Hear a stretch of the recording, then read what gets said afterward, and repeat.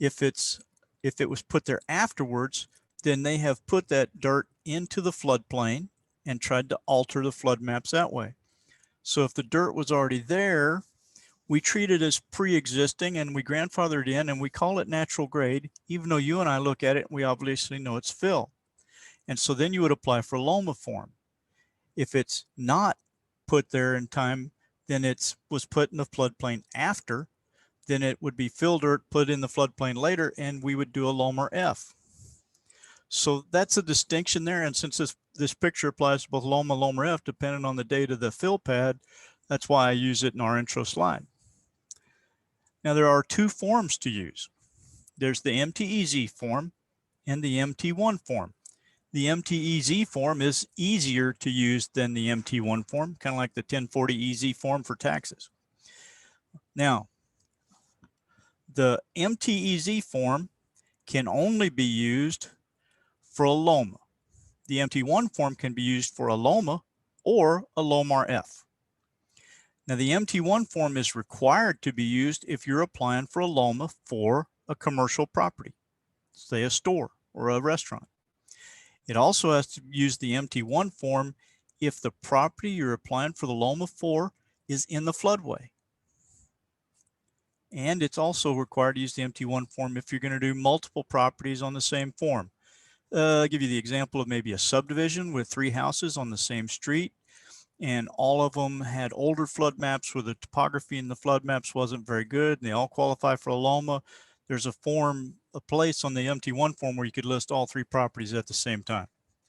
I'm more of a fan of having them listed separately. It's easier with revalidation letters, but you can certainly do it that way. And that makes a little bit less paperwork for the surveyors involved. So the MT1 is the LOMR F, and it's also for the commercial property in the floodway. I'm going to talk about the MT1 form a lot tomorrow in the LOMR F class. So today, when I focus on the MT1, I'm mostly going to talk about the MTEZ form. The forms are expired. They expired in 2014. And FEMA has a requirement to update these forms every 3 years. So, anyway, we're 6 years over date, 7, now it's 2021. I don't know when they're going to update the forms. There will not be an announcement when they update the forms. They just kind of sneak them onto their website in the middle of the night, and then they start rejecting stuff because people use the wrong forms. So my suggestion is anytime you're doing a LOMA, open up FEMA's website, do a quick search for MTEZ, and make sure that the form that's on their website still says 2014 on it. They also changed the contact information to where to send the forms periodically. That doesn't really matter if you use the electronic submittal and submit the form online, which is what I recommend for everybody, and we'll talk about that some more. So this is the first part of the LOMA form, and it says in the first line, has fill been placed on the property to raise the ground? Now going back to that picture, that was obviously fill. But if it was there before the area was mapped in the floodplain, we would say, no, it's not fill. We would treat it just like natural grade, as will FEMA. That's in the Code of Federal Regulations. It's in the instructions in the CFR for the reviewers who review letter of map change requests. So it's legal to do that. So it almost feels like lying to say, well, it's obviously a fill pad, but I'm going to call it natural grade because it was there before it was mapped into the floodplain. If it was put there after it's mapped in the floodplain, then it is treated as fill. We check the box yes. And if you check the box yes, you can't do a LOMA. You have to do a letter of map revision on fill because we have fill. Line 2 of this says ask you for the legal description and the street address and so on. You won't always have a block and subdivision on like a rural property, but rural properties routinely request LOMAs. So you might also run into a situation where the legal description is a half a page long. I used to own a piece of property that followed a topographic elevation line for the boundary of the property, so it was funny shape and it had a long legal description, about 3/4 of a page. If you'll notice in the parentheses, it says an abbreviated description from the deed. So you don't have to put the full legal description from the deed in this box, but you have to put enough of it to make sense. A minimum requirement would be the section, township, range, and then they could read the deed for the full legal description and get the street address of the property. This has become a problem a couple of times with buildings under construction. They wanted to get LOMAs and they hadn't had a 911 address assigned to a rural property yet where they intended to build. Item 3, are you requesting the determination B4? Number 1, a structure on the property. So that's the usual thing I see. Somebody just goes out, they measure the lowest adjacent grade next to the foundation for a house. And if that's higher in the flood elevation, they submit that with the MTEZ form and they get the house out of the floodplain. So if you do a structure on the property, you have to say what the year of construction of that house was. Why does that matter? I have no earthly idea, but it's on the form, so we have to put it in there. Or a portion of your legally recorded property. So it can be a portion of the legal recorded property, not the entire property. So imagine a situation where I have a 2-acre parcel of land. I have a house at the front of it near the street, but in the back of the property, there's a stream channel. So about a 1/2 acre of the back of the property or 1 acre at the back of the property is in the floodplain, but the house is not in it. Or the house is high enough that it shouldn't have been included in it. So in a situation like that, we might try to do a meets and bounds description for all of the high ground at the front half of the property and get at least 1 acre out of the floodplain.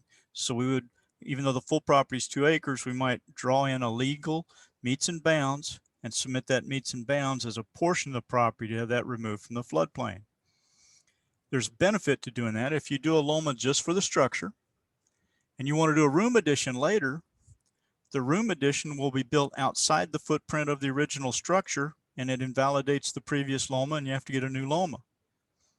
If you get an acre of land taken out, anything you put on that 1 acre of land, be it a room addition, a new garage, a shed in the backyard, as long as it's within that meets and bounds description, it's considered out of the floodplain.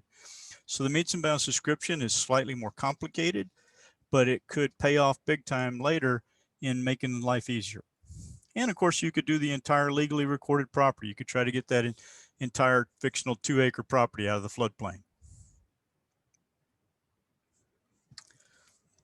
This further down the form, here it says the applicant's name, mailing address. That's pretty easy. I have very few people that get this part wrong, but it asks for the email address and says it's optional. Please give them your email address. You're not going to get spam from the federal government asking you to buy mysterious pills or computer software or download anything. They just want your email address so that they can contact you if something goes wrong. A number of years ago, I filed a LOMA on my own property. I provided my email address. There was a minor glitch on the form. A reviewer sent me an email. I was able to send a correction back by email that same day, and my LOMA was approved shortly thereafter. Now imagine if I hadn't given them my email address. The reviewer would have to type up a letter. The letter would have to go out in postal mail. It would take 2 or 3 days to reach me by postal mail. Then I would have to send the information back by postal mail. And so now we've created a delay of a week or so just by going through postal mail. And I don't know about some of y'all, but I got Christmas cards like the first week of January that people had mailed on December 16th. So mail service is not real super fast right now. And so it could even be more than just a 1-week delay. So I recommend using their online system for submitting LOMAs and definitely give them your email address. And we'll talk about that online system a little bit. I'm just reading through the form here. It's not a hard form. So you're requesting a determination for number 1, a building, a structure. With the lowest ground around the building, it's higher than the floodwater is predicted to reach. In other words, in NFIP language, the lag is higher than the BFE. And so we would say that that structure, the water will never touch that structure because it sits on higher ground. Therefore, we take the structure out. Or you could be doing a legally recorded parcel of land or portion thereof. That or portion thereof. I get some surveyors that are hung up on that. They think that they need to try to get the entire property out. And they say, well, I can't get the entire property out because it has this one low spot. I said, well, you can just take out a portion and it'll work fine. Property information. Number 1, property description. Abbreviated description from the deed, as we've already talked to. Tax parcel number, that's usually on your property tax forms. You can also find that on most county appraisers' websites. Lot and block number. Sometimes you have that. Usually in cities, you always do. But when you get out into rural areas, you may not. Number 2, structure information, the street address. I mean, we got to be able to find this thing. What is the type of construction? Crawl space, slab on grade, basement enclosure, other. So this becomes more important when you're dealing with things like a LOMR F, but they want to know that information. The geographic coordinate data, that's the latitude and longitude. And it says right there in parentheses, decimal degrees to the nearest 5th decimal place. So if you fill it out to 4 decimal places, then that's a little minor error that needs to be fixed. It needs to be filled out to 5 decimal places. Elevation certificates and LOMA forms up until, I don't remember exactly how many years ago, but elevation certificates until about 5 years ago, I'm going to say, used to say to go out to 4 decimal places. They changed it to 5 decimal places at that point in time. So I used to have elevation certificates that had 4 decimal places on them. People were taking the Latin long, copying it off the elevation certificate, and it wouldn't have enough decimal places.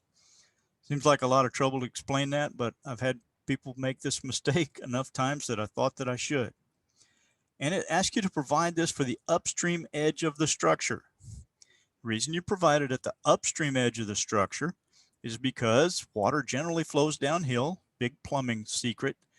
And so the base flood elevations, the water surface levels in the event of a flood, are higher at the upstream edge of the structure. So that's where you want to calculate your base flood elevation as well. Then it asks you for the upstream edge of the property. This doesn't usually matter too much when you're just trying to get the structure out, but it does matter if you're doing a meets and bound descriptions. And you got to fill both of them out. And there are all kinds of mapping websites. People have them on their phone that'll tell you what longitude and latitude you're standing at. Flood insurance rate map information. So the NFIP community number and map panel number are the first things you do. And I've got some good floodplain managers online here who have seen their flood maps before, so you probably know your map panel number and your community number, but where would you find that? So your NFIP community number and your map panel number will usually be on the map legend. Here we've got one in Shawnee County, and it says community, Shawnee County, and then the number is right beside it, and it's a 6-digit number. In Kansas, they always start with 2 zeros, so look for a number that says something like 200. That's a 6-digit number. The map number, 20177C0193. The C in the middle means countywide. Countywide is an abbreviation that basically means this is a map for the entire county and all the cities included. In the old days, FEMA used to make maps for counties, and they'd put white areas over the cities and say area not included. And then you'd have to go look at a separate map to see the city. And those maps were a pain in the neck because if they weren't updated for 20 or 30 years and the city annexed land, it became a problem. So, do you see where it says panel 193 in the middle of that picture? 193 of 450. So I have had people where it says map panel number, write 193 in there. That's incorrect. That's a mistake. What they want is that full 20177C0193, and that 193 at the end is the same as that panel 193, but that's the full number. It's the map and panel number, not just the panel number. The E at the end is a suffix. You can write the suffix in there. The elevation certificate form actually has a separate box to put the suffix in. So the NFIP community number, the map panel number. You can also find the NFIP community number in the community status book. Now, next thing it asks for is the base flood elevation and the source of the base flood elevation. So we're going to go through about 2 or 3 different ways of calculating a base flood elevation right now, so that you'll know what to put in there. Here's a case example. This, if you look at the Fermet map, that's kind of behind the little street map, you can see that we've got a floodway showing some white diagonal lines going across the main part of the stream channel. It's got cross sections. You can see an L and an M and an N, K and J down below. It's zone AE. It's got some zone X shaded on the outside of it, and then zone X unshaded. So this is an AE zone with a floodway. I had an address near Dry Creek, and I've got a little street map I did off one of the mapping websites. There's all kinds of map websites, and it put a little red dot where my location would be. So that location, if you look at the way the stream channel is shaped, you can find it over on the Fermet map. It's about halfway between cross-section L and cross-section M, near the bottom edge of that oxbow. It's kind of a funny oxbow. It looks like a ghost from an old cartoon movie. And then you keep going down, and there's a big kind of a squiggle, almost like an S curve in the next shape on that stream channel. So it ties in pretty well.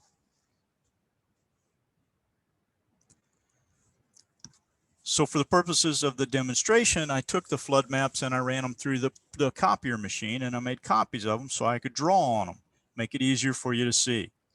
This is the old school way. I have people that work for me that could just bring this up, and they could just make some quick measurements with their mouse and calculate the BFE. This is the old school way. I took a piece of string, kite string. I took a pink highlighter and I colored the string pink so you could kind of see where the pink string is in the picture. And I put one end of the string on cross-section L. I put the other end of the string on cross-section M. And at cross-section M, I put a black dot. So if I straighten that string out that I've laid along the stream channel, I can measure from the black dot to the end of the stream, and I'll know exactly how long that stream channel is. And I put an X at the location of the house. So now I know where my house is in relationship to the stream channel. And if I were to draw a perpendicular line from the upstream corner of the house over to the stream channel, I could make a dot there. Now I'd have two dots and a length of string, and I could simply make a ratio and measure it out. Now, my engineers at the Division of Water Resources, they do it differently.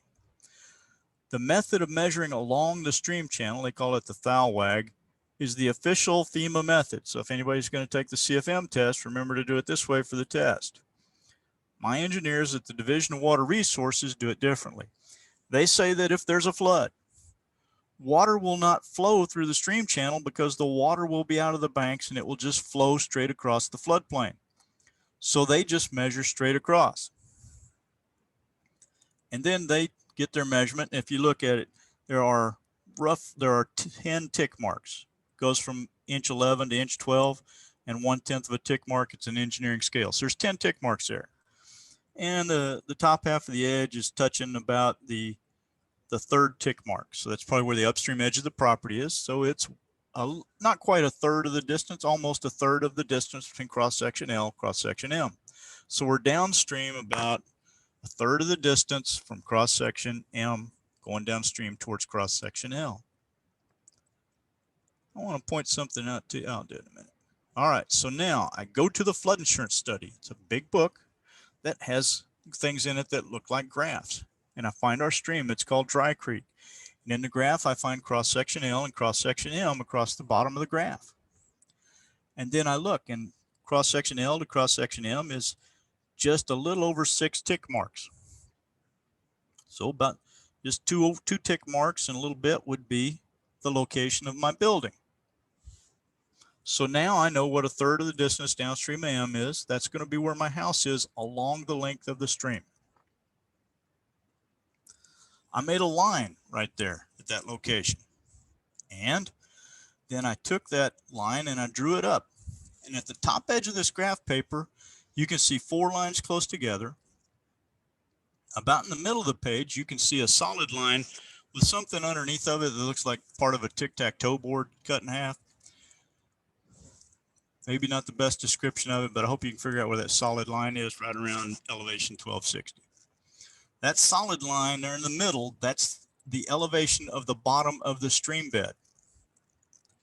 The first line going up is a flood that has a 1 in 10 chance of happening in any given year, the 10% chance flood. The 1% annual chance flood is the second line down. The top one is the 0.2, which some people would call a 500-year flood. Now, so I go up to the 1% annual chance flood line, which is the second from the top, third one up of those 4. And I get the measurements right there. And I go straight across now horizontally to the left-hand side On the left-hand side, we have elevation numbers.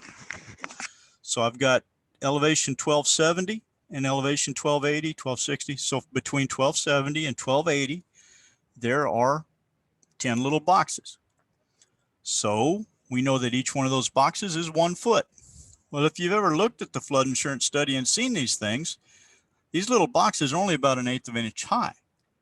So if your pencil's not very sharp, your pencil lead's going to mark out about 2 or 3 inches of that 1 foot, take up 1/4 of the box. So get a sharp pencil, use some judgment on this is what I'm telling you. Because it's not a perfect system. It does involve a little bit of judgment call. So my line is slightly above the line at 1278. I arbitrarily called it 1278.2 because that's where I think it is. And I've shown you my work.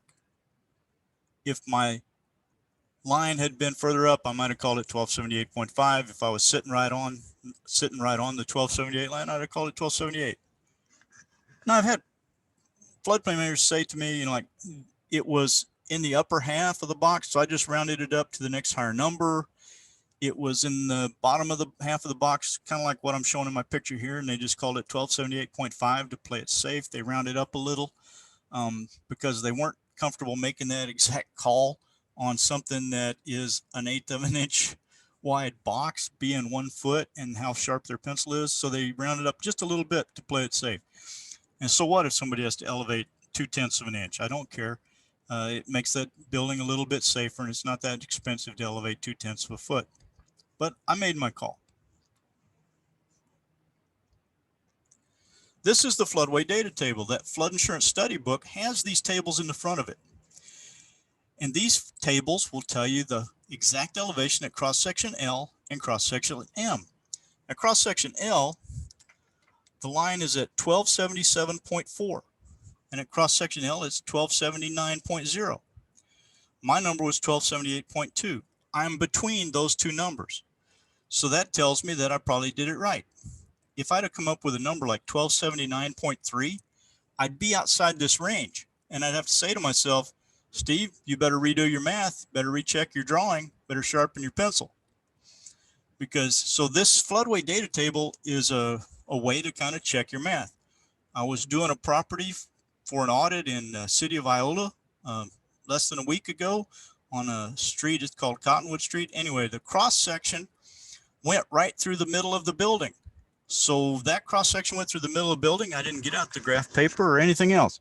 I went straight to the floodway data table and pulled the elevation line from the floodway data table and used it because that elevation line went right through that building. Now you'll see a bunch of lines on here with a bunch of numbers. The one to use is the one that says regulatory. That's the one that you're regulating to. All right. So that's why you want to use the regulatory flood elevation. There's other information in here and it's valuable, but it's not necessarily valuable for what we're doing today. But you can see that it gives you the width of the stream channel, the velocity of the flood water, how many cubic feet per second flow past a certain point. Think of cubic feet per second as like a soccer ball is roughly a cubic foot, except it's round instead of square. So if it says that there's X number of cubic feet per second flowing past this point, think of it as that many soccer balls flowing downstream. Now this is the actual elevation certificate for the property. And on the actual elevation certificate for the property, and I use this example a lot because I actually have the elevation certificate. I know plenty of them that were calculated wrong, but I don't always have the elevation certificate. And he put that the base flood elevation is 1277. Remember, I got 1278.2. Now, how did he come up with 1277? I'll show you. You see the Fermat map at the left-hand side of the picture? Between cross-section L and cross-section M, there's a squiggly line, and it says 1277 on it, right above cross-section M on the lower side of that stream channel. Because that line was closer to the property than cross-section L or cross-section M, the surveyor just arbitrarily used it. The problem is that cross-section L is actually 1277.4, and it's a rounded down number. So the property owner used a rounded down number. And if you look in the map that's at the lower right with the red A and the little pointer symbol, you can see that this squiggly line of the 1277 that he borrowed from for his flood elevation is downstream of the property location. So we mentioned earlier that water usually flows downstream, you know, unless there's like backup where like culvert's too small. So we've got a downstream number that was rounded down. That's a double negative. That's how come he came to be off by so much, by using those numbers off the map. So never, never, never use those rounded off numbers on the map. Always get out the flood insurance study. And how high was the top of the bottom floor of the house? Well, it's 1278.1, which is 1/10 of a foot below the base flood elevation I calculated. And I don't know about you, but most every community in Kansas has a 1 foot above requirement. Some have a 2 foot above requirement. So this isn't just 1/10 of a foot too low, it's 1.1 feet too low. And just to compound that little error, this property got something from FEMA called increased cost of compliance, $30,000 to pay for the elevation work because the house was substantially damaged in a flood. So they got $30,000 paid to them by FEMA, and they used that money to not elevate high enough because the surveyor made a mistake on the form. Sometimes you don't have a flood insurance study. Sometimes you don't have a floodway or an AE zone. Sometimes your flood map shows a zone A. We have a lot of zone A work that we have base level engineering for from studies that are ongoing but haven't made it into maps yet. So you can go to our Kansas base flood elevation portal and you can log in and you can find your property and draw a box around it. And a guy named Bill Pace, he stays up late at night drinking caffeine drinks so he can get all the base flood elevations done every day. And I don't know if anybody out here's used the BFE portal, but I strongly recommend that each and every person on here get signed up for the BFE portal right away. So once you're logged in, these are all the places where we can do base level engineering right now to give you a BFE. And as we get new studies done, this map changes and we're getting new places all the time. We had flood map meetings just this morning and yesterday morning too. So this map here is out of date by about a year. I've got new areas where we've got base level engineering now that we just got. When you're on this website, if you click on a point, any point on it, in the upper right-hand corner of the website, it will give you the LIDAR value. How high is the ground elevation based off LIDAR? Well, that's real quick and handy to use because if that LIDAR number is higher than your base flood elevation number, it's a very good chance that a LOMA would be approved. It's not a certainty because LIDAR is not as accurate as a survey.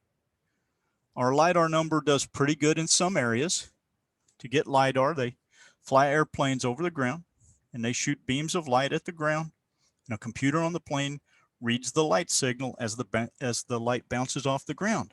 Think of it as shooting millions of laser beams from an airplane at the ground and having computers reading all of that information. It creates a very accurate topographic map. But if the grass is very tall, like it is out in the Flint Hills, then the LIDAR will bounce off the top of that thick blue stem grass and not get an accurate reading. So we say our LIDAR is plus or minus a foot in accuracy. But if you're in town where the grass is mowed and there's good pavement and streets to bounce off of, our LIDAR is much more accurate. I had a surveyor from Lyon County named Steve Brosmer doing a survey. He told me that the LIDAR for that property was within 1/10 of what he got when he was out there on site. So I can't guarantee the LIDAR is always 100%, but it'll give you a good indication. And that's handy to have. And sometimes people don't need a BFE.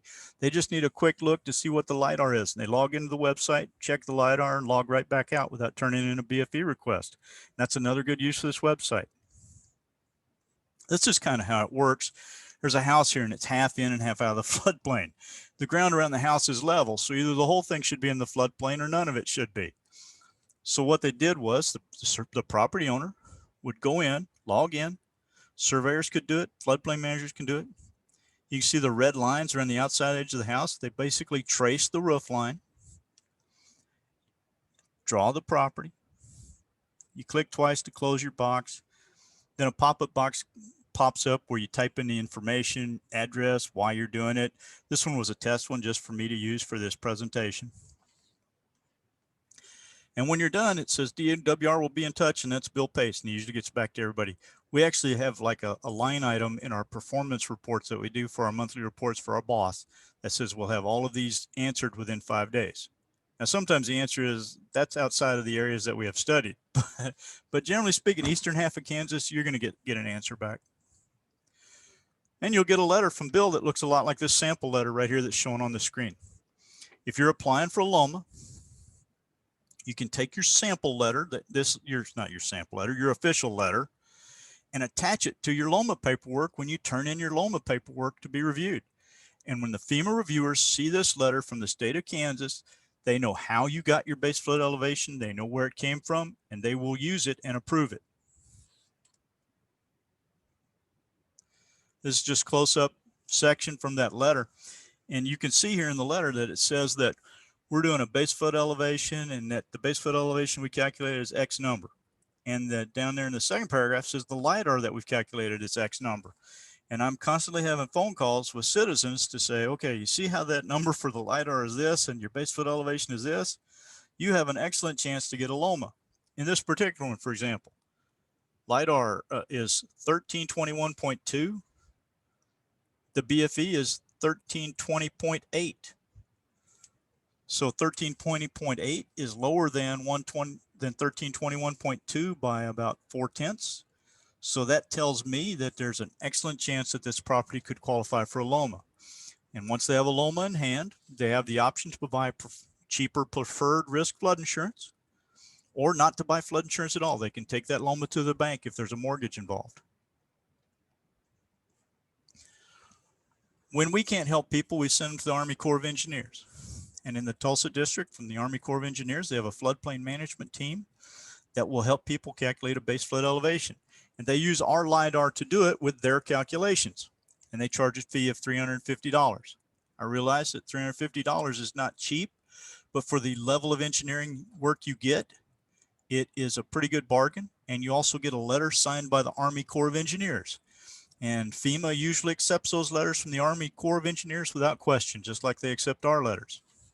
There are plenty of other methods you could use. You could hire an engineer to calculate a base flood elevation for you, but FEMA might recheck that person's work and may not agree with it. When it's from DWR or the Corps, they almost never argue.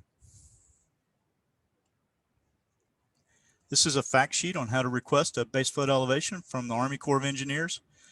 And Cheyenne can send anybody who needs it one of these Army Corps of Engineers fact sheets to give you the contact information to request a BFE.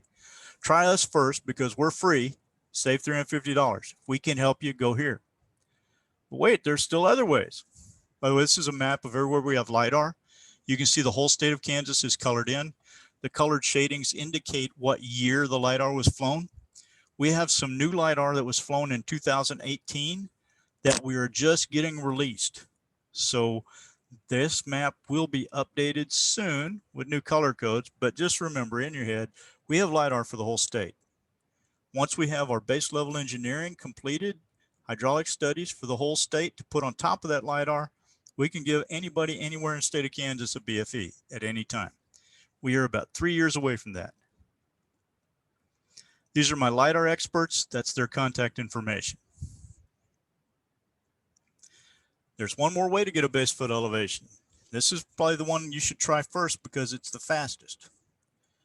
In newer flood maps made within the last 5 years or so, we've got good enough elevation data that we can put it right on a website. So the maps might say Zone A, no BFE on them.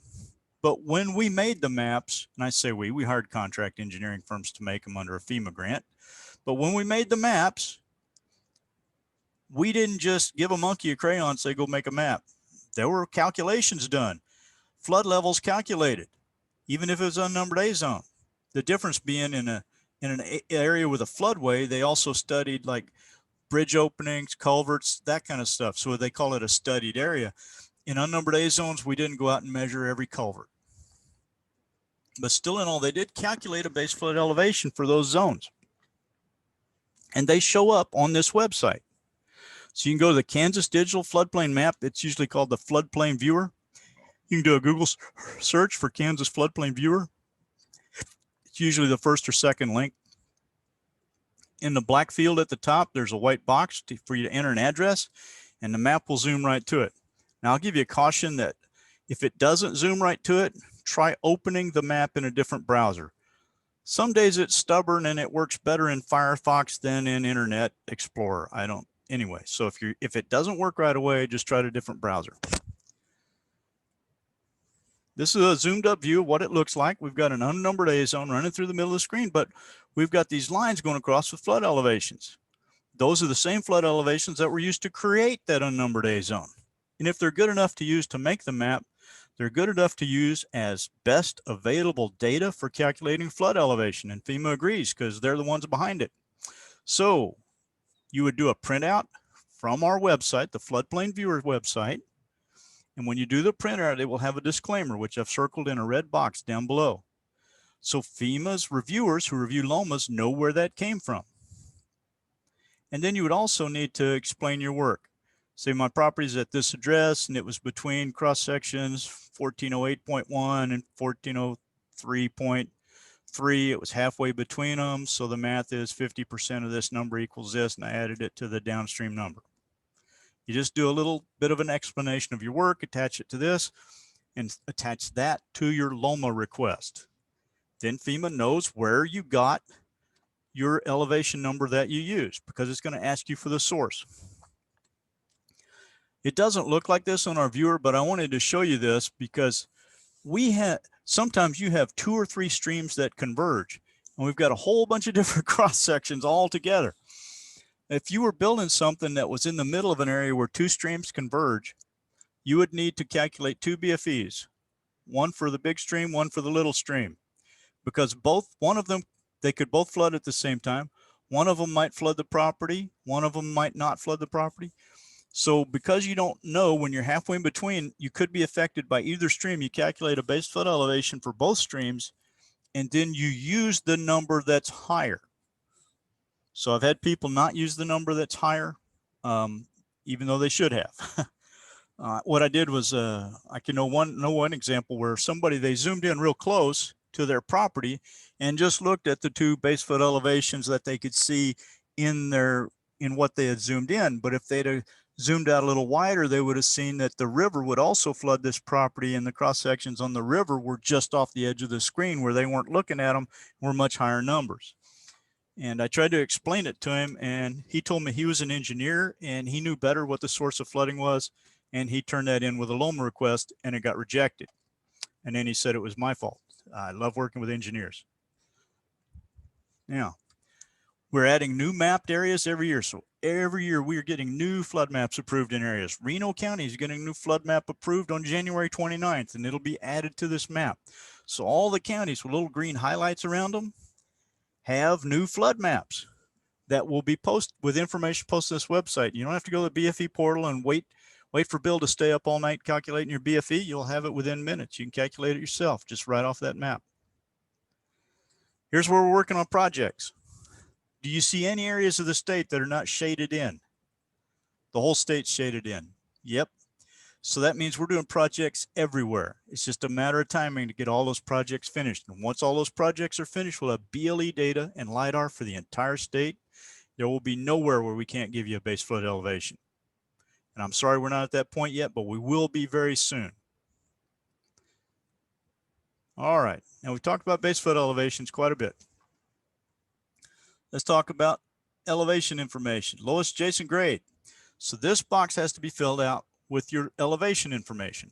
How high is this? By survey. So lowest adjacent grade is where the ground is touching the structure. So if the ground is touching the structure as a certain number and it's higher than the base flood elevation, bingo, you got a LOMA.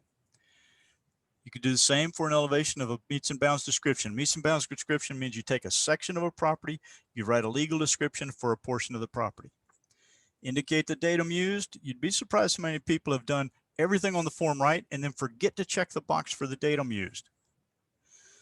We do not have any of these uplift areas in the state of Kansas.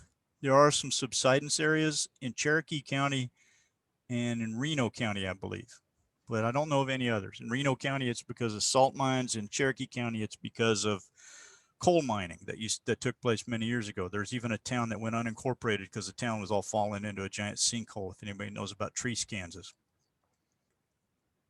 Now, lowest adjacent grade next to the building. That's where the dirt's touching the cement at the lowest point. If the ground is flat, you got to walk all the way around the building to decide where that point is. If it's sloped grade with a downhill side and uphill side, it's pretty obviously going to be on the downhill side. What happens if you have a window well, or if you have one of these truck ramps that's cut below grade? Well, your lowest adjacent grade becomes the bottom of that hole. And the bottom of that hole might be lower than the base flood elevation. So that could shoot you in the foot, but probably not with a LOMA. Definitely will for a LOMR F. So you would make note of the intervening high ground all the way around the outside of that window well. And you would report that information. And you would also report what the lowest adjacent grade is for the rest of the building outside of any window well issues. And FEMA will evaluate that. I know a surveyor who taught a class for us not too long ago. His name's John Covey. He's an engineer, actually. And he said that he takes pictures of all the window wells and puts that information in. It's kind of like a report that he submits with it. I know another surveyor that basically got out graph paper and drew a sketch of the building and the window well locations and provided on his sketch the base foot elevations all the way around. Now, this is a picture of one of those below grade truck ramps. And here at the bottom, I've got two different versions of window well. One's that half round sheet of tin that you commonly see. This one is poured cement and it even has a plastic cover on it. Does the fact that it has a plastic cover on it mean that it's indoors and now it's a room addition? No, it does not. It's still a window well. And it doesn't matter if it's made out of foundation cement or one of those half round sheets of tin. It's still a window well. And we're still going to go by the bottom of the window well.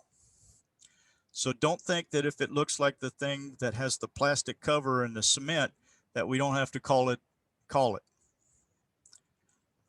Here's an example of a sketch that a surveyor did when applying for LOMA, and this LOMA was approved.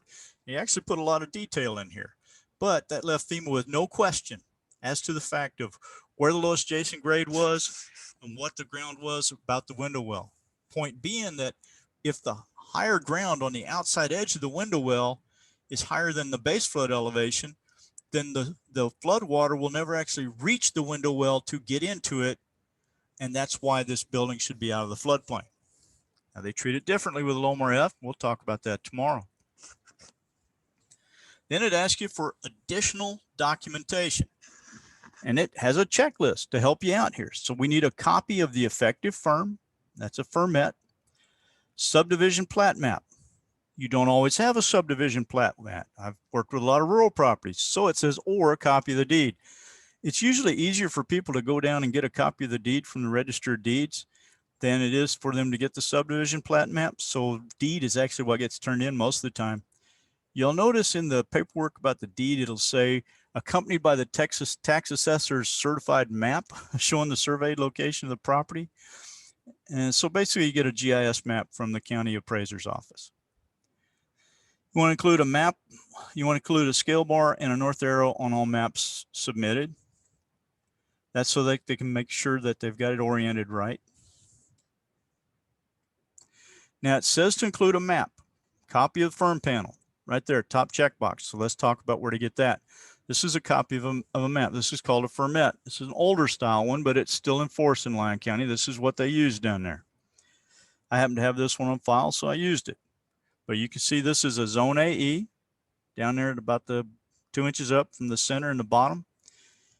You can see it has a floodway with diagonal white stripes. You can see there's cross sections right in the middle of this picture. I can see cross section P and cross section Q.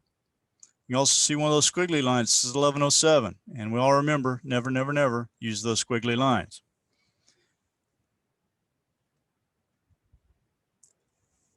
How do you get that map? Well, you go to the FEMA Map Service Center to make a firmet. msc.fema.gov/portal. There's two ways to do it, quick way and the hard way. The quick way is you enter an address in here where it says search, and boom, it takes you right to it. But sometimes it doesn't take you right to it. Maybe it's a subdivision that has brand new street names that don't show up in their database yet. So it won't take you right to it. And sometimes you might be out in a rural area. So you also have to search all products occasionally. When the search engine works, this is what it does. Now, I used to have an office at Forbes Field. We moved in March. And so this is the location of our office at Forbes Field. You can actually see the airplane runways in the picture here, but it's got the area is cut up into triangles or into squares, and each square has a map panel number in it. So that tells me which map panel to open. This is called the National Flood Hazard Layer. You click on the words that say dynamic map with the blue, it's supposed to be a magnifying glass to symbolize viewing and looking at something up close. It opens it up just like this. Little red dot marks the spot that you searched for according to their address layer. In the middle of it, it says effective date 9/29/2011, area of minimal flood hazard, Zone X.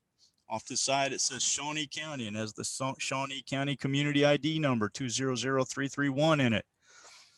Over on the right, you've got the map legend. And in the map legend, it says what date and what time you used their software to create this map. And this is a Fermat map. FEMA says if you make and print these straight from their website, they're as good as the flood maps. Now, this is our status of flood maps in the state of Kansas, and you can see we have some areas that have out-of-date flood maps or no maps at all. So sometimes the National Flood Hazard Layer doesn't work. Mitchell County is in gray. That means that Mitchell County has a paper flood map.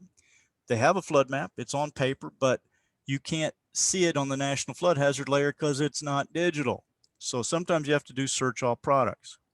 So to do search all products for the property I just talked about, I would go to this drop down and I would hit search all products. You get a drop down menu. You select Kansas, you select Shawnee County, then you'll get a list of communities, county unincorporated, city of Topeka, and so on. I select Shawnee County unincorporated and I hit search. And it tells you that there are 189 effective products. If you open the list of effective products, one of the items on the list of effective products will be the flood insurance study. That's where you go to get that. I opened up a list of all of the firm panels, of which there are 95 of them. And you see a green arrow that says DL. You can download it or you can view it. There's no need to download it most of the time. By the way, don't hit DL all. I did that one time. I spent a half a day waiting for stuff to download, and then I got an error message. This top map here says IND in the middle of it, 20177C IND. IND is an abbreviation. It stands for index map. So if you open the index map, you get something to look at that looks kind of like this. So it's kind of an abbreviated map of the entire area. Think of it as an overview map. So this is City of Lawrence, and they have a new flood map now. It looks quite a little different from this one. This one's from 2010, but I like this one because it's a good example. Black and white, everything's easy to see. You can see the Kansas River. You can see the Santa Fe Railroad track line. You can see Interstate 70 going across the middle. Over on the left edge, you can see Highway 10 going south along the edge of the city of Lawrence. You can see the city limit lines in this picture. Over there at the on the right, you can see a city limit line not connected to the city. It's kind of an odd shape. That is the City of Lawrence Airport. We call those island annexations because they annex their airport into the city limits, but it's not actually connected to town. The long part from the top going down to the bottom at an angle, that's the runway. That's where the airplanes land. The parts that stick over going back to the left, those are where the airplane hangars are.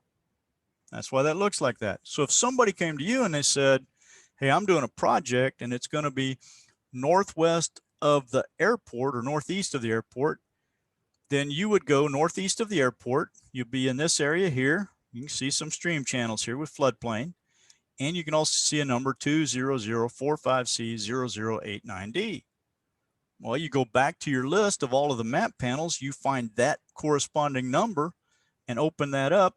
And now you have found the flood map that you need to find. This is an older style flood map back when they were making them black and white and gray with an aerial background, but it's also not cluttered up, so it's easier to see. So when you first open your map panel, it'll look something like this, where it only takes up half the page. If you click one time in the middle of it, it'll be full page, or you can click on make a ferment. We need a ferment for our LOMA form. That'll make it full page. You get pink boxes and green boxes. You can click and drag the pink box over to your project site and release it, and it'll lock into place. If you go over here to the left side where it says scale and north arrow, you can click on scale and north arrow. The pink box turns green, and the green box over the scale bar and north arrow turns pink, and you can wiggle that around to center it because it's off center in this picture. Then you click Adobe PDF, and it'll get ready to make you an Adobe PDF image of your flood map, your mini ferment. It'll look like this at first, and it says save your ferment. If you save it, it will not save it right away. All it does is open up a box that gives you options. These are your options. You can now open it or save it. Now we need to print a copy to send in with our LOMA request, so I recommend that you save it. And then once you've saved it, it looks like this. You'll notice I did not fix the scale bar and north arrow, so it's off center in the picture. This is a newer one with an aerial photograph background. And here's the color scheme that they use today for people who are colorblind. All the new flood maps will be in this color scheme. One last LOMA example. I got 5 minutes to go, so I got to speed it up. So this is a LOMA with an out as shown. So the bank said that this duplex house, number 3414 and 3412, was in the floodplain because there's floodplain in the backyard. Some banks can't read flood maps. What they do is they use flood zone determination companies. Those flood zone determination companies are usually just using computers to decide if something's in the floodplain or not. And the computer just intersects the legal description and says if there's any floodplain on the property, you must buy flood insurance. Well, that's wrong here because I can clearly see the house is outside the floodplain. So you can do a LOMA letter map amendment saying it is out as shown in this picture, but you have to turn in paperwork with it. So you have to turn in the MTEZ form that we all learned how to fill out right now. You only fill out page 1 of the form because we don't need any elevation information or base flood elevation because we're saying it's outside the floodplain entirely. And you'll need to submit a copy of the deed, a copy of the ferment map, and a copy of a map like we were just looking at that shows it's outside the floodplain. That's a LOMA out as shown. I did that for my house, and if I can do it, anybody can do it because I'm not smarter than anybody on this call. So out as shown. These are the instructions on how to do it, and we've got a handy dandy little handout. Cheyenne can send that handout to everybody who's on the call today. She might have done it before class even started. If you already have an elevation certificate and your elevation certificate shows that the lowest adjacent grade in section C2 is higher than the BFE in line B9, you can attach the elevation certificate to the LOMA form and send that in without having to get the surveyor to fill out that paperwork and charge you an hourly fee for office work. So you can do that yourself. I've helped people do that. How do you submit your LOMA? Well, you can submit it in postal mail, but during COVID, the mailroom clerks at the reviewers have gone home. They're working from home and the mail is at their office. So guess what's happening to letters and LOMAs that are going in by postal mail? They're sitting there forever and nobody's even looking at them since March. You can also use the eLOMA. eLOMA is only for surveyors who have signed up for the website and been pre-approved for it in advance. And it only works well in a single building, like a home, in an AE zone where flood elevations are easy to calculate, because in more complicated areas, FEMA is going to want to double check the elevation work that was done. The online LOMA is the most common thing that people should be using. You go to a website with tabs on it, you tab through the tabs and you fill out the information. And the information it's going to ask you is, what's your name? What's your address? What is the base flood elevation? What is the map and panel number and the community ID?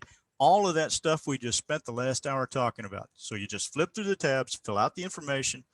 On the last tab, you have the opportunity to attach your filled out MTEZ form or your elevation certificate, your ferment maps, your copy of your deed, and hit submit.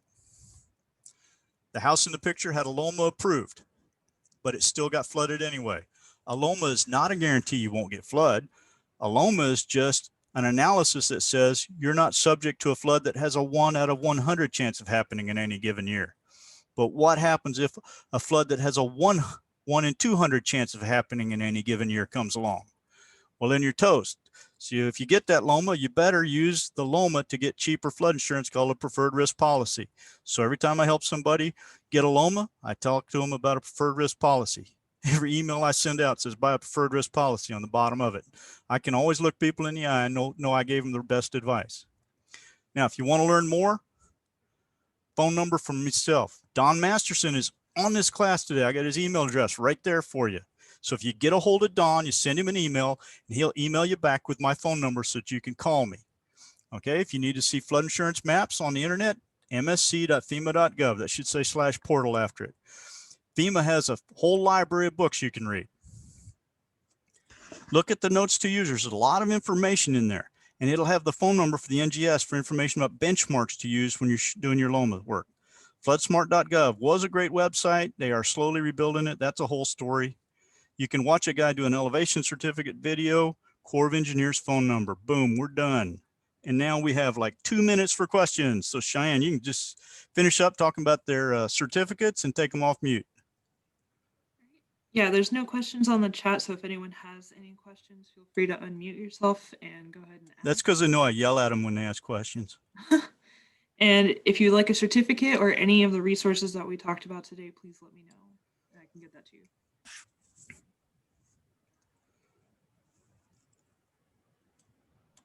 Hey Cheyenne, this is Garrett here. If we want a copy of that video or recording, do I just need to email you, or is it going to be accessible online somewhere?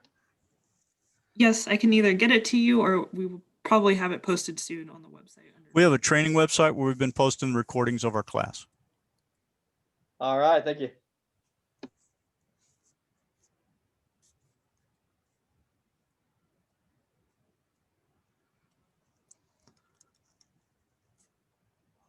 All right. Does anybody need the BFE portal handout? Get with Cheyenne. Every floodplain manager should be signed up for the BFE portal.